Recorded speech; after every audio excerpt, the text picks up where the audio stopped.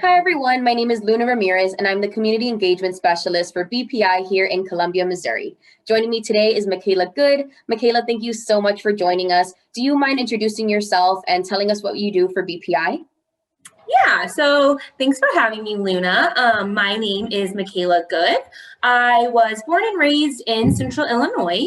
I got married this past August, and I am a BCBA, which is a board certified behavior analyst, and regional director for the Springfield Clinic and Glen Carbon Clinic.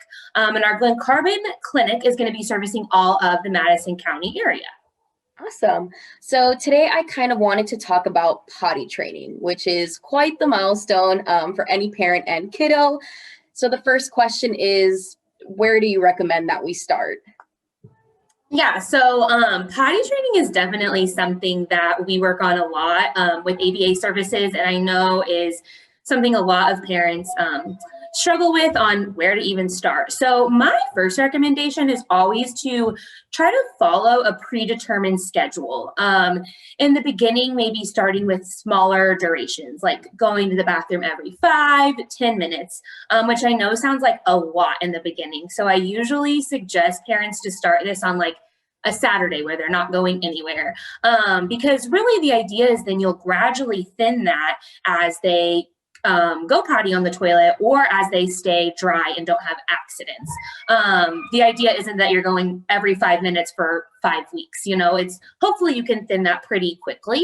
And I always try to tell parents, set a timer on your phone or watch so that you're able to follow the schedule, because it's easy to lose track of time when you're making lunch and doing laundry and all that stuff on the weekend. So here in the clinic, when we do potty training, we always set a timer because it's easy to lose track of time. And that way you can follow that schedule and your child can be successful. And then the other tip I always give parents is to make sure anyone that is interacting with your child, caring for your child, all of that are on the same page, so it's followed consistently. So if on Saturday you're able to thin that schedule from 5 to 10 to 30 minutes, if they're going to grandma's house on Sunday, tell grandma that, okay, we're gonna go every 30 minutes. So everyone's on the same page and following the schedule consistently. Yep, consistency is key. So we've made it to the potty now, and how do we kind of keep our kiddo engaged? Yeah, so believe it or not, the bathroom can be kind of aversive for kids in the beginning. They're used to always going to the bathroom in their pull-up or their diaper, getting to go to their bedroom to get changed, or whatever that looks like. So I always tell parents, make the bathroom like fun. Have things in there that they really enjoy, whether that's their tablet or their favorite toy or their favorite book or their favorite food. All of it is great to have in there.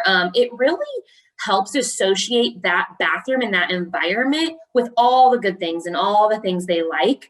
And again, much like the schedule, you'll thin that over time. I don't expect all of their favorite toys to stay in there, but when you're visiting, it's helpful to have that stuff in there, so then it's not as aversive and they're like, okay, this isn't as bad as I thought it was. And then also praising any approximation in the beginning. So in the beginning, if your child sits on the toilet for 5 seconds, praise them. Great job. I love how you sat on the toilet.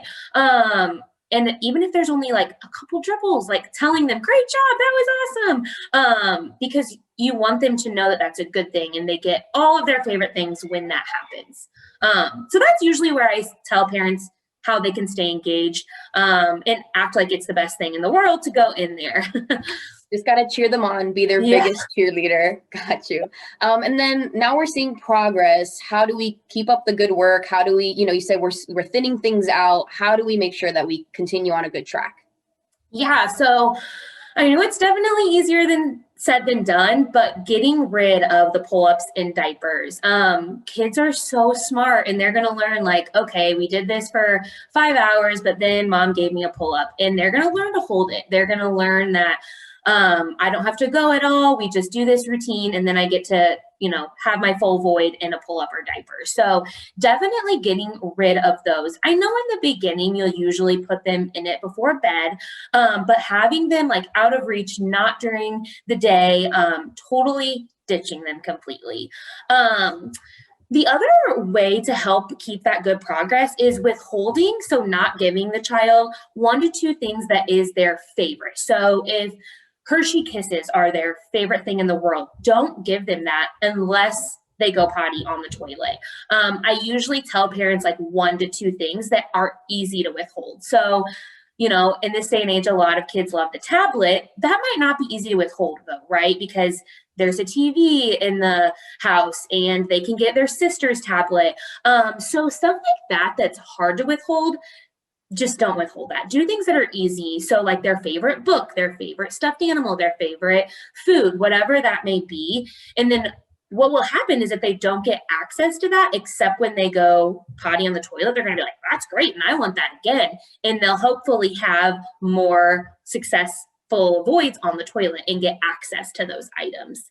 And the other thing also is remember that staying dry is important too. Not having access is important too. So even if we're not having 4, 5, 6 successful voids on the toilet every day, if we're only having one accident, that's a win, right? That in itself is important as well. So reinforcing that, telling them, I love how you're not having accidents. I love how you stay dry in the car or whatever that looks like. That will help motivate them and keep that steady progress with potty training. Awesome. Well, Michaela, thank you so much for joining me today and giving some really great tips on how to kind of start that potty training journey. I want to remind everyone that you can definitely talk to your BCBAs about potty training and ask for tips, ask for help.